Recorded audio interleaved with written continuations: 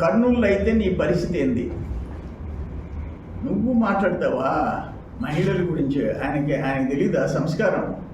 రాధాకృష్ణ గారికి రాధాకృష్ణ అంటే ఆర్కే అంటే ఒక బ్రాండ్, ఒక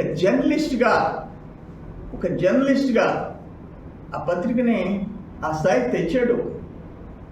మూతపడిపోయిన దాన్ని మళ్ళీ తిరిగి ప్రారంభించాడు. మీరు ఎట్లా తయారైపోయినారంటే, మీ దాంట్లో సీనియర్స్ ఉన్నారు, మాదిగానేందయ్యా మా తలకాయి ఎక్కడో ఒక దగ్గరన్నా చెప్పుండాలా. 3 రాజధానులు అంటివి, మళ్ళీ 3 పట్టణాలు, మొన్న 3 ప్రాంతాలు, రాయలసీమ, ఉత్తర కోస్తా, దక్షిణ కోస్తా 3 ప్రాంతాలు, ఇప్పుడు 3 పట్టణాలు. ఎవరైనా పిచ్చానికి ఏమనుకుంటారు?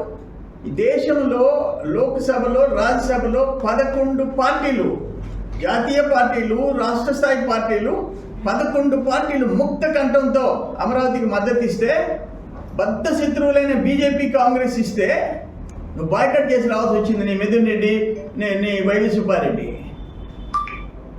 దేశంలో ఒక వెలేసిన పార్టీ మీది, మీది. దాని గురించి అందుకనే మీరు 24లో అంత ఘోరమైన ఓటమి కారణం ఏంటంటే, సద్విమర్శలు, మీ లోటుపాట్ల గురించి ఎవరు ఏం మాట్లాడినా మీరు సహించలేరు. దాడులు చేసి దుర్మార్గాలు చేశారు. చంద్రబాబు నాయుడు గారిని జైల్లో పెట్టారు, అనుభవించారు.